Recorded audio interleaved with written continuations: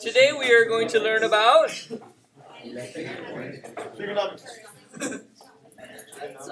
yes. Today we're going to learn all about trig, and trig is good for measuring things that are big, tall, and inaccessible.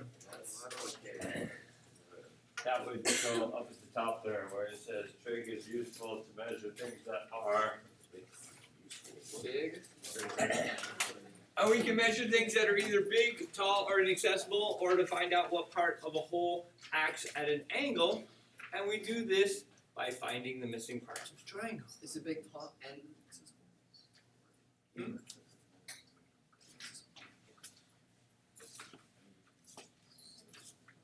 And or.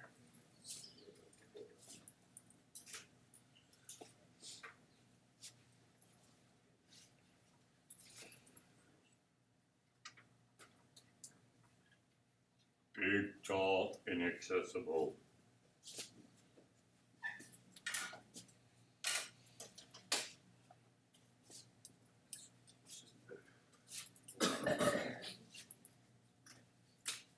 Here's an example of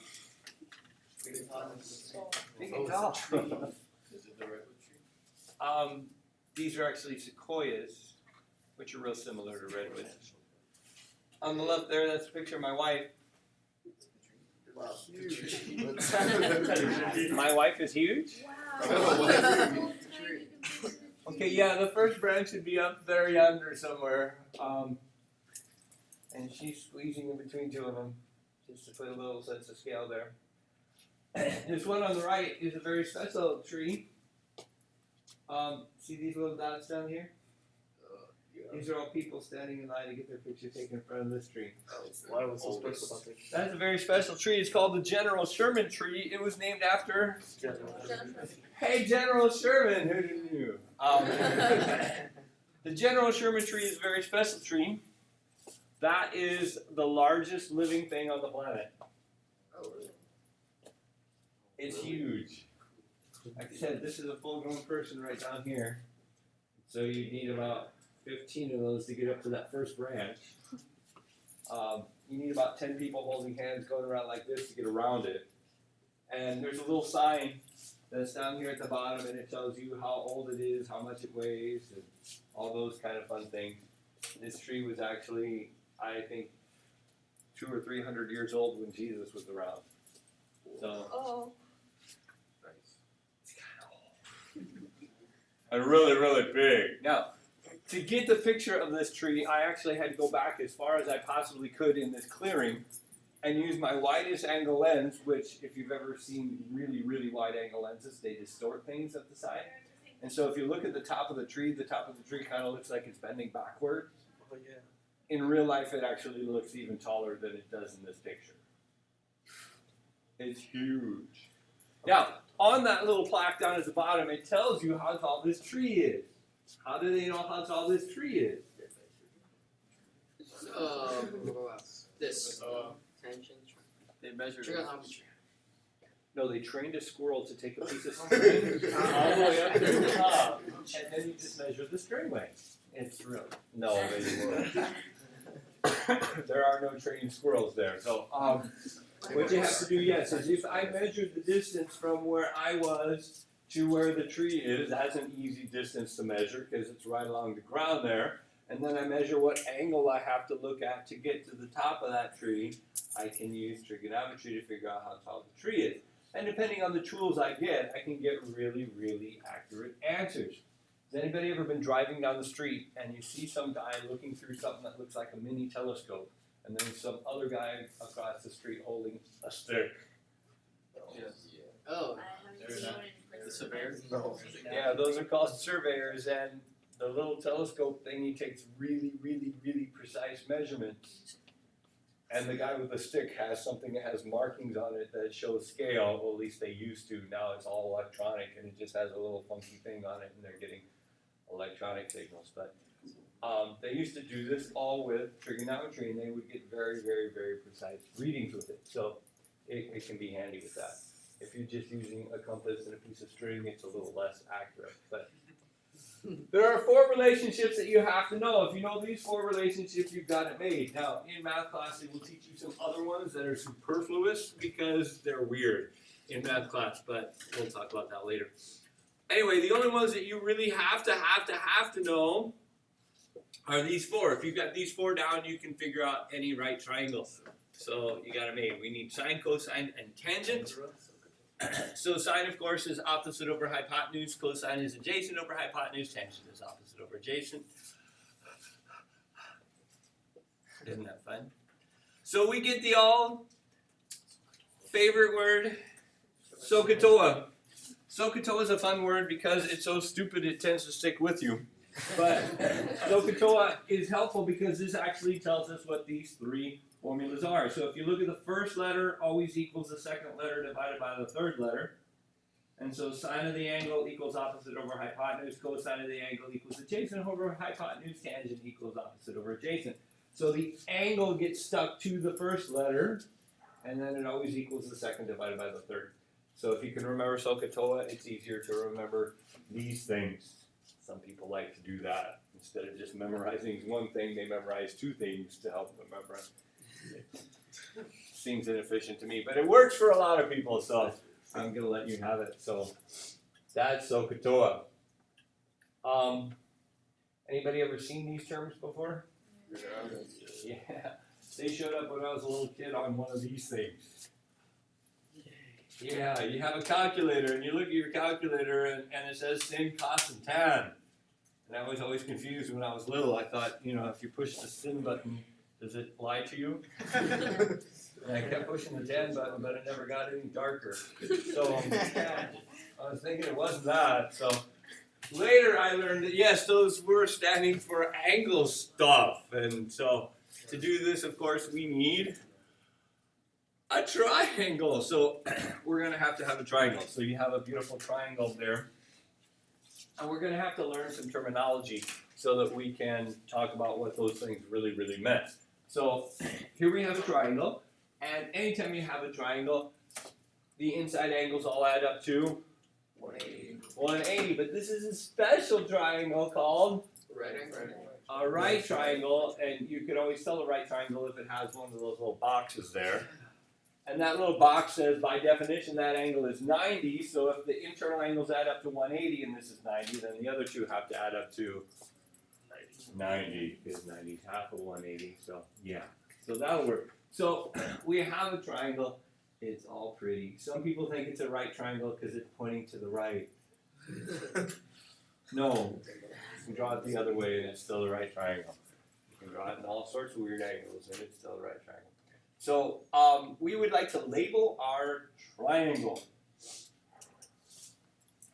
What name should we give this side? James. James. And this side should be Francis. Francis. How about Megan? And this one's Megan. Yeah. Oh. Which spelling? Huh? Which spelling? Megan's M-E-G. hypotenuse is A-N. A-N? Yeah, that's Okay, my niece has an H in there. And we need to name this angle.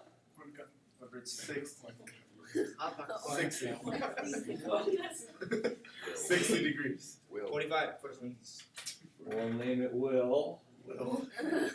And this angle. I am Sawdust. Who? Pam. Pam. Pam. Pam. And we'll name this one B for boring. Now, I call that one B for boring for 2 reasons. One, do we always know what number it is? Yes. And is it ever used in any of the calculations? No. So it's boring because we never use it and we always know what it is. So we can ignore that part. Now, there are 3 words you have to know and really know before you can use sine, cosine, and tangent well. And these words are opposite and adjacent and hypotenuse. So you already have those written down. hypotenuse we're going to handle first. Hypotenuse is a fancy Greek word that means the big side. So next to, yeah, this is going to be the big side. So what is our hypotenuse in our triangle here? It is Megan. That's funny because my niece is not big. Okay, anyway, which side here is opposite? James. Depends on the angle. There's always people that you say, which one is opposite? And they always name this one. Because in math world, have you ever noticed in math world, all triangles look the same. They're always perfect. And they're always labeled exactly the same way. Some of you were not very observant. That's what normally happens in class. And so then what happens is people just start memorizing certain things that aren't really true. And so I like to adapt to make things different. What does opposite mean?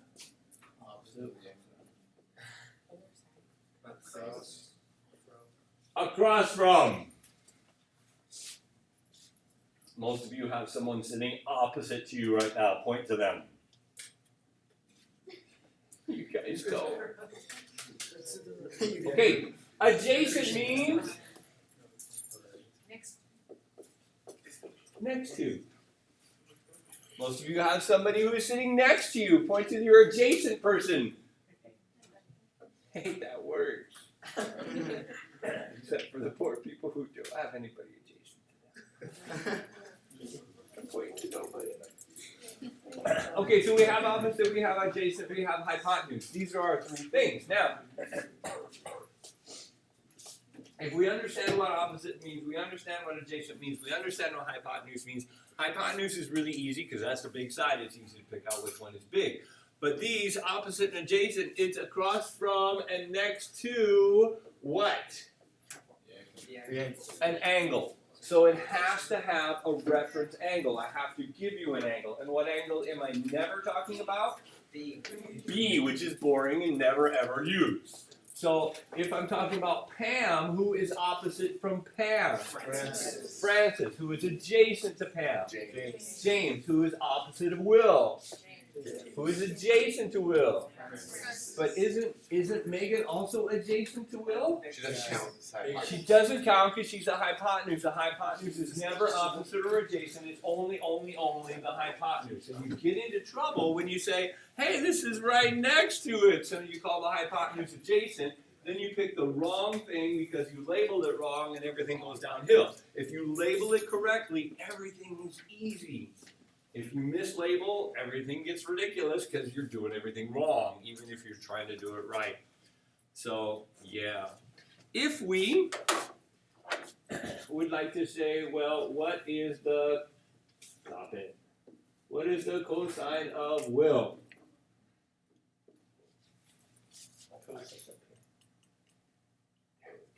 What's the cosine of Will? James over Megan. Oh, Francis No, over Megan. Francis over Megan. Francis over Megan.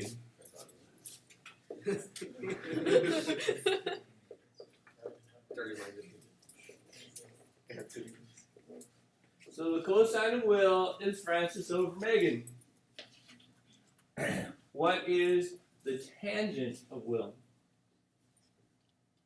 James over Francis. James over. Tangent again is opposite over adjacent, so opposite over adjacent. We're going to have James over Francis.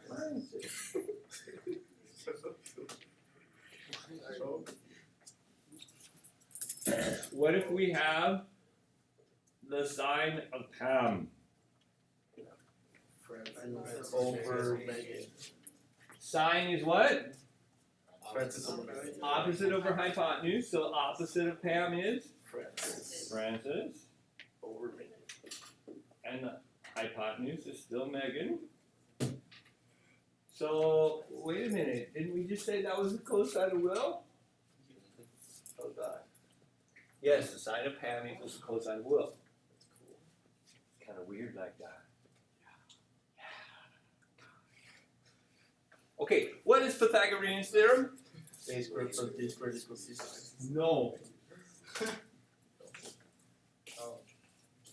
See, when Pythagoras came up with this theorem, A and B and C didn't exist. Oh, x squared. Those didn't either. Theta. He was from ancient Greece, he spoke Greek. So it's Greek letters. So was it like theta? Alpha. No, what he said was the square, the sum of the square of the two sides equals the square of the hypotenuse. But what happens is you guys just memorize a squared plus b squared equals c squared, which is fine in math world where a and b and c are always in the exact same spot, always, always, always. But in physics class, we actually use math as a tool. We don't worship math. And so we have to actually apply it to unique situations all the time. So if we have this triangle, what is Pythagorean's theorem?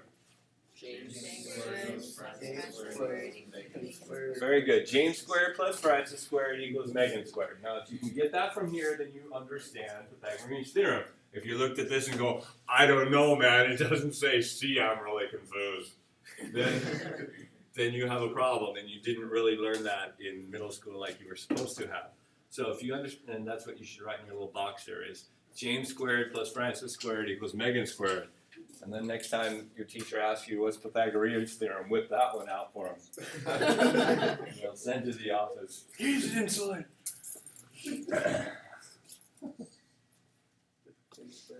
What was it? James squared plus Francis squared equals Megan squared. Assuming you actually labeled your triangle correct. Yes. Yes. Okay. Yes.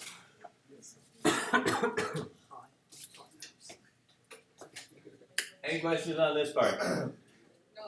Now that we know how to label correctly, we should be able to start actually throwing in some numbers and making some sense of it. So our triangle is going to look like this. Does it say A and B and C? No. No, it just says B, but where? The boring one. In the boring one, because that one is 90. always 90 and never gets used. Okay, so if I tell you two things, we can solve for everything else. Now in this case, I'm going to tell you that M is 41 and that R is 132. So I gave you one angle and I gave you one side. If we do this, we can solve for everything else. Now, again, we know that this internal angles all add up to 180 of any triangle, but in a right triangle, we already use half of it here, which means these two have to also add up to 90. So if I know one of them, which I do here, I can easily find the other one just by subtracting it from 90. So if I have 90 minus 41, that's going to give me this one has to be 49. Total cake. Right. Any questions on that one? Super duper simple. Yes. I'm sorry, can I get a handout? No, you can't. If you're not here on time, then you're ostracized. You betcha.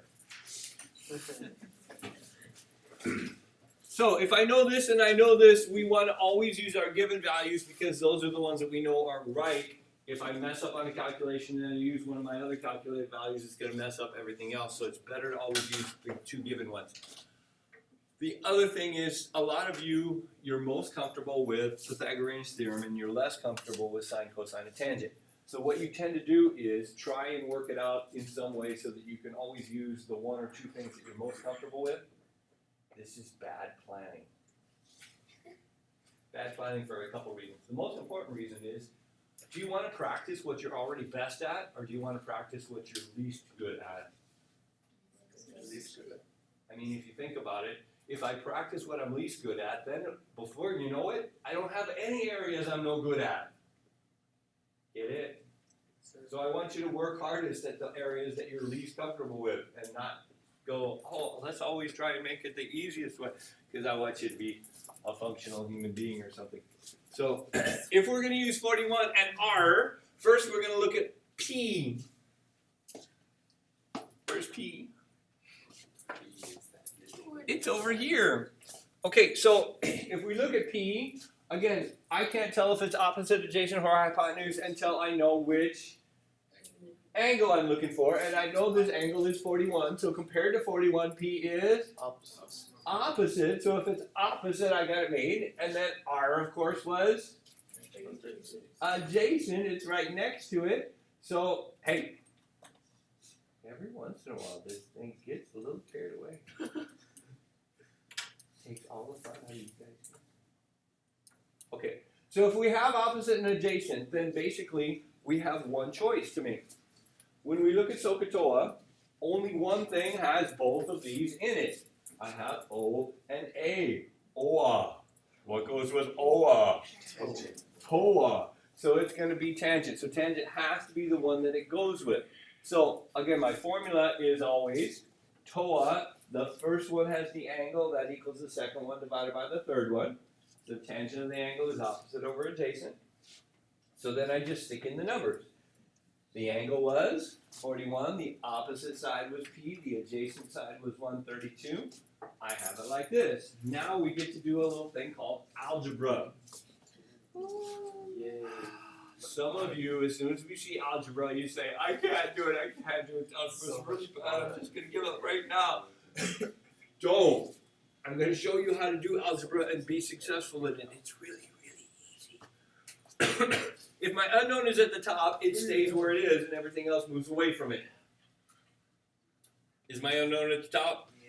Yeah. So if it's on the bottom on this side, it'll be at the top on that side. So if I'm moving it, the 130 goes from the bottom on the right to the top on the left, and it'll be right there next to tangent, and it'll look all pretty just like that. Nice. Now we need a thing called a calculator. Hey, which you have, but you have to understand something about your calculator. Your calculator can actually calculate angles in several different modes. The only mode that we will ever use in this class is in degrees, but if you reset that calculator, it resets to radians. That's bad, because every time you hit sine, cosine, and tangent, it's going to lie to you if it's in radians.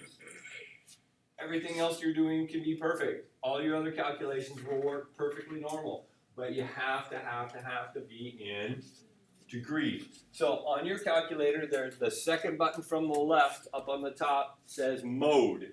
If you push that mode button and you look down a couple lines, you will see the choice between radians and degrees. If degrees is already highlighted, great. Just hit second mode and you get out of there.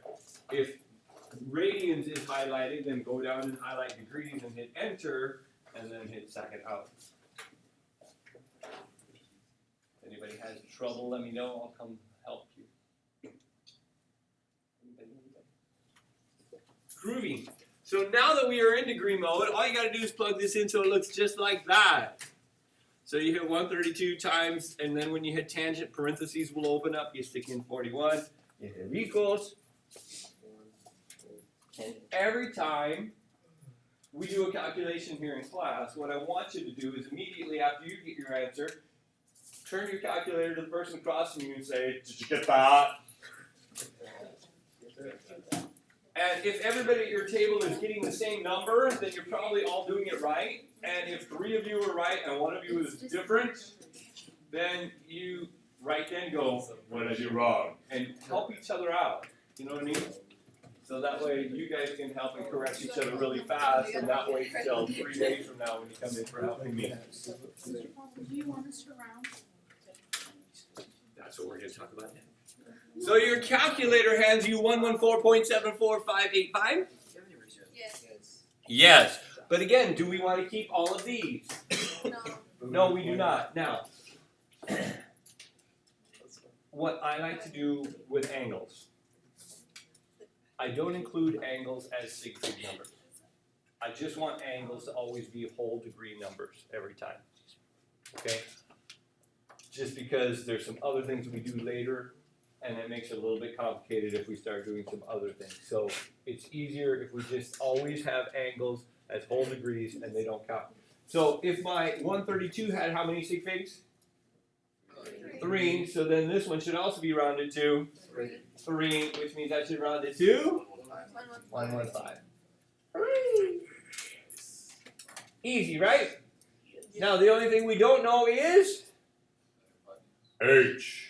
And of course H is our hypotenuse. So I know this one is still the adjacent side. So we say, hey, I'm looking for hypotenuse this time. I still have my adjacent side, but now I have a different relationship. What relationship has A and H in it? Goes with so we're going to use cosine. So if I pick A and H, I got it made. I have to use cosine. So again, cosine is ca. The angle goes with the first letter. It equals the second letter over the third letter. And again, what's my angle here? 41. The A is 132. The H is H. So now we have to algebra for H. Well, last time we did the algebra, our unknown was at the top. Here, our unknown is at the bottom. When the unknown is at the bottom, what happens is this whole puppy and this whole puppy trade places. That's your algebra. If your unknown's at the bottom, it trades places with what was at the top on the other side. Tricky, right? As long as you got that made, you got that made. So it's going to look like this. So again, in your calculator, you're going to say 132 divided by cosine 41 equals.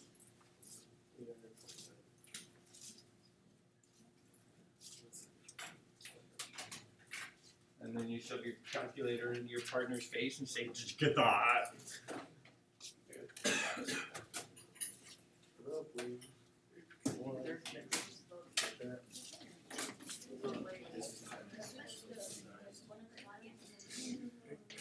Why is the cosine of the, why is it cos 41? So the angle? It's cos because we had adjacent and we had hypotenuse. The adjacent and hypotenuse.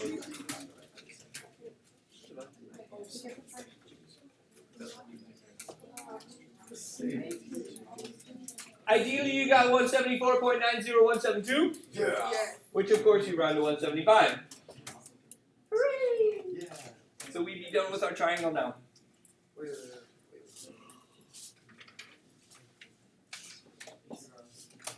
Any questions so far? You should now be done with the front side of your notes, which means we can flip it over and find out we have a new triangle. What if I give you two sides and I don't give you an angle?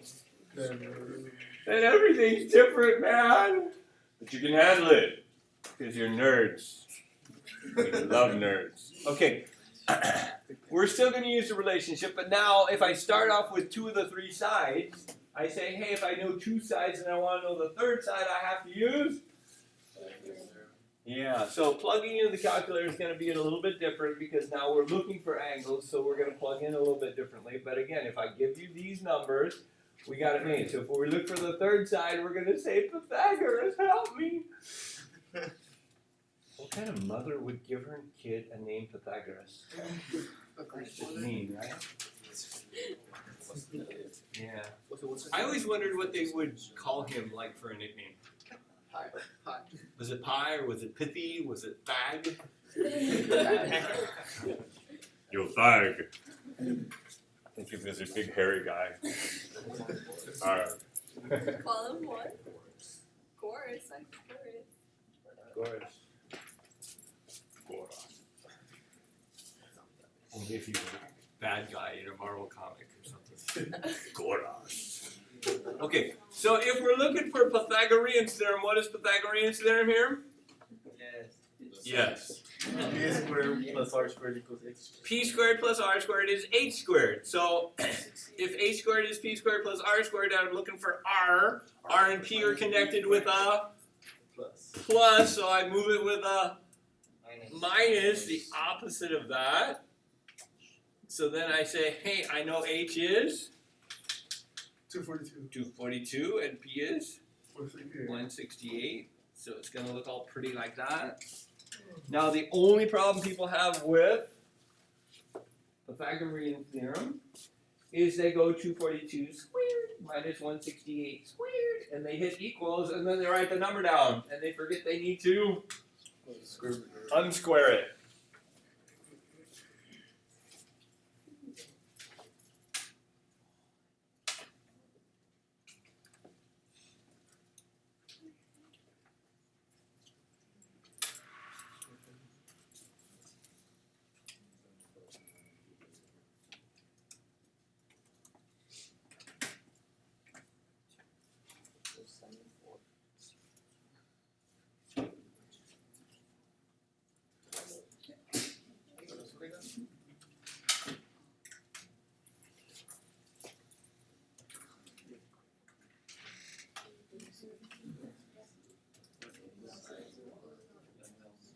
get from that, we have to put it in the square root.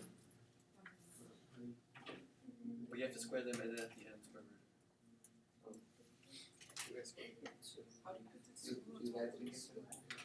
You give one to each. Wait, Which is a question second. I messed up again. Yeah, you square it. Figure it out. What do you get? Or two later. Yeah, it was only two. What do you get? Wait, what did you get? Oh, never mind. Wait. Everybody get the right answer? I got 174.18381. Okay. If not, you probably forgot to square root. And of course, we're going to round that to 174. So that part's easy. Now, the angle part. If we're looking for angles, of course, B is 90. 90. That part's really, really easy. So if we're going to look for one of these angles, I'm going to look for Y first because it's on top. Again, we're going to have to say compared to Y, 168 is adjacent and 242 is the hypotenuse. So if we have adjacent and we have hypotenuse, again, A and H have to go with Cosine. yes, A goes with Ka. The only relationship that's going to work is cosine. So again, Ka is the angle goes with the first letter. It equals the second letter over the third letter. So what's my angle? You're supposed to say Y. Y's the angle. Who's up first? So why? Because I told you to. Okay, and A is? 168. And H is? 242. Yeah. So the cool part here is we don't have to do any algebra because the unknown is already at the top and by itself. So we like that. Now, at this point, I don't want you to write anything. I just want you to look for a second. Don't plug in anything. Don't write anything. Just look. If we're calculating, I'm going to say the cosine of y is this divided by this. And so when I do this, it comes up with this funky decimal number. And that gives me the cosine of y, except I don't want the cosine of y. I want to know what y is. So what I have to do is uncosine it. So what I'm going to do is I'm going to hit second cosine. That'll get cosine to the -1 on my calculator. And if I have cosine to the -1, I can either cosine to the -1 this number, or your calculators are smart enough to say as soon as you hit second cosine, it's going to open up parentheses. You just do this math inside the parentheses and then close it, and everything will be happy. So it's easier to do in one step than it is to do in two. But I'm just showing you, when we're looking for the angle, we have to uncosine or unsine or untangent it. So plug this part in your calculator.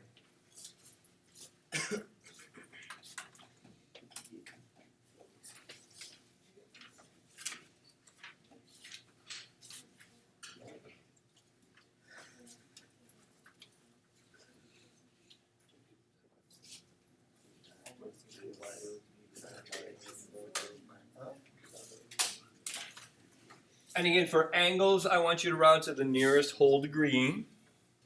You go second and cosine. Hit second cosine. Then inside the parentheses, you do your opposite over your adjacent. Or adjacent over hypotenuse.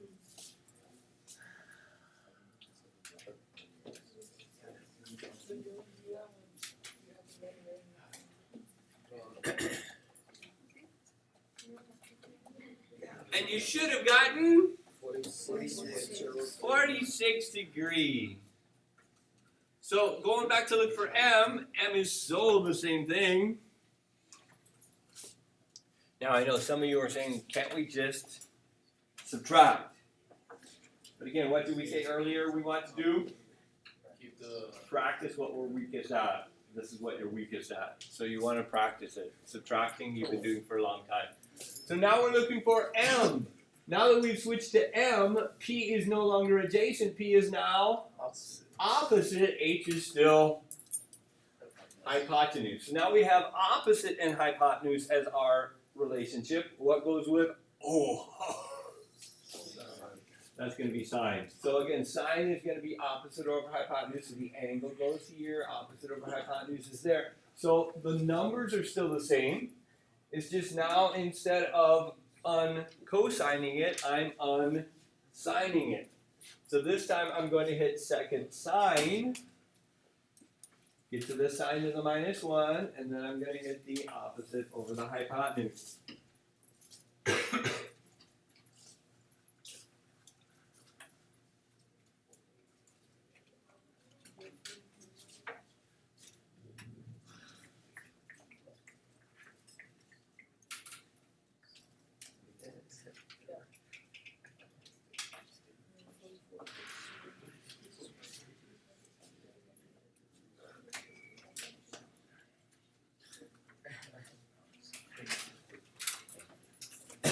If you plug that in correctly, of course, you got 44, and then you can always check yourself to make sure, dude.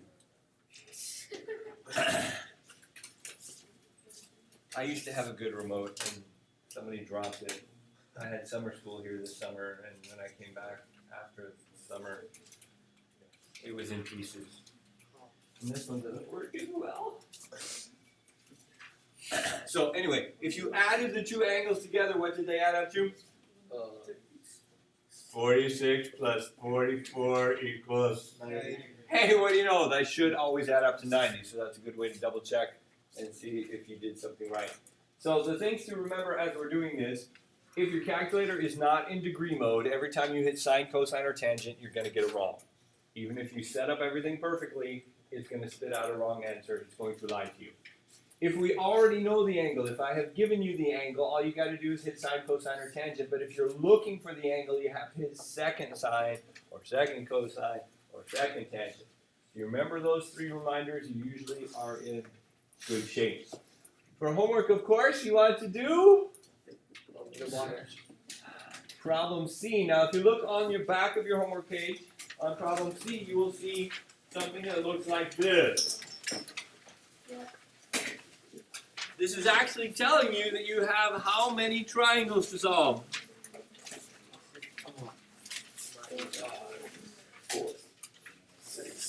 This tells you that you have 6 triangles to form. Now, I'm going to show you how to think your way through this really nice and easily. So, of course, we have our magic word. So this is going to be really easy. So in triangle number 1, what we're going to do is I gave you A and I gave you E. And so you are going to want to redraw your triangle, only you're going to stick in, instead of A, you're going to write 71. And instead of E, you're going to write 16. But everything else, you're just going to still label. I'm going to show you a quick way to make sure you don't mess up. What are the two that I gave you? What's the relationship between those two that I gave you? It's adjacent. So I know that when I'm solving for the other ones, I'm going to need to use adjacent. So which of these am I not going to use? Sine. So for this particular triangle, I know I will not use sine because it doesn't have adjacent in it. And I figured out that these are adjacent. So then I say to myself, hey, G looks like it's opposite, so which one has opposite in it? Okay, so I'm going to use so to find G, and then F is the hypotenuse. Which one has hypotenuse in it? So I'm going to use this one to solve for F. That make sense? Super easy, right? We can totally think our way through this. Okay. I'm giving you a lot of time in class to start working on this because usually if you get like 2 of these triangles done before you leave, you're not going to go home and go, what? When you stare at them again. So try and get 2 of these triangles done before you leave, work together in your groups, and we will be happy.